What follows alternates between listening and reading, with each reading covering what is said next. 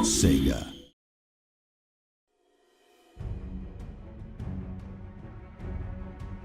Hello and welcome to the Battle Magic Spotlight for Total War Warhammer.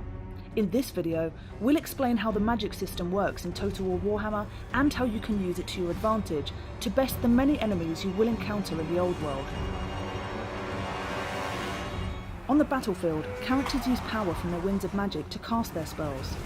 Power is represented by the large glass orb in the bottom right of the screen. The smaller bar to the right of the orb is the power reserve.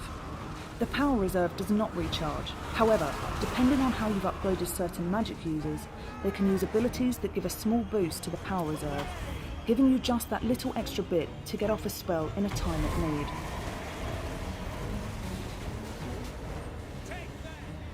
Magic on the battlefield has large tactical implications if used correctly.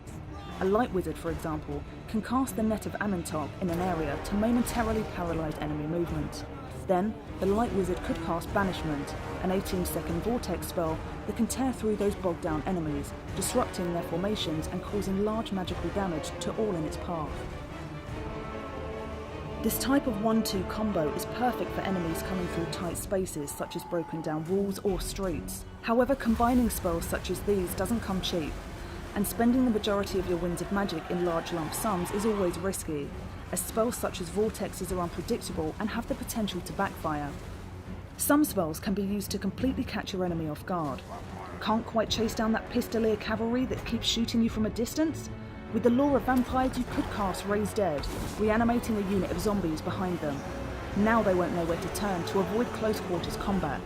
Similarly, defenders of tight streets, gates or walls can be neatly exposed to a fresh unit of zombies climbing out of the ground to wreak havoc from behind, causing fear and panic to the defenders.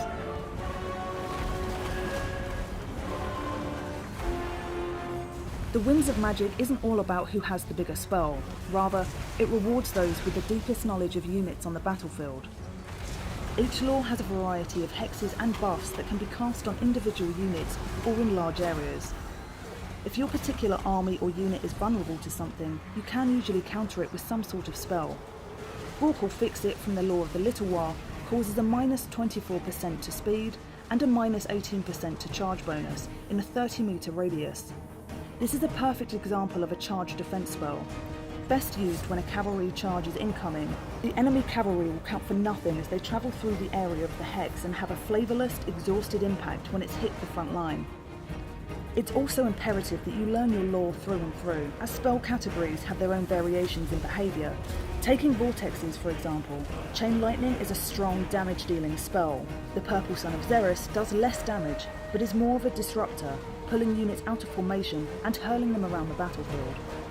Wind of Death is a straight line vortex that will ricochet off walls, giving it a large damage spread. These variations in behaviour can have a huge impact on the battlefield, so studying the lore you're using is key to victory.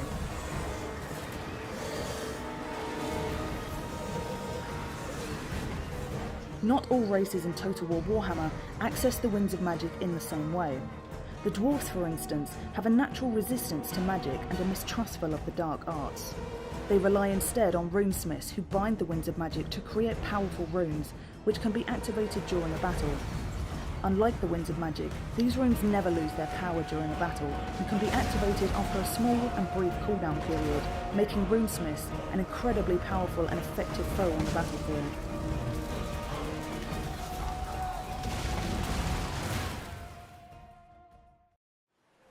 The Winds of Magic in a province change the availability of magic in any battle fought there. Strong winds hand an advantage in battle to any units that cast spells. The Winds of Magic always blow, but they can blow at different strengths in different places on the map, and the strength varies over time. The strength of the Winds of Magic at the location of a selected army is shown on the army panel and prior to battle on the pre-battle panel. The strength of the Winds of Magic in any province may be increased or decreased by certain stance or heroic actions. I am in ascent. There are a variety of magic users in Total War Warhammer, each with their own tech tree that allows you to choose and upgrade the spells you want to unlock for that particular character. These unique lords, heroes, and units have access to different laws of magic. A Bright Wizard, for example, has access to the Lore of Fire, while a celestial wizard has access to the law of heavens. Each law of magic has 6 unique spells to choose from, some of which can be overcast. Overcasting allows for greater power and duration of spells for an increased Winds of Magic cost. However, overcasting also comes with a 50% miscast chance, meaning your spellcaster could potentially harm themselves. That's all for our Battle Magic Spotlight in Total War Warhammer. Subscribe for more Total War Warhammer videos and connect with us on social media to get the latest news and exclusive content.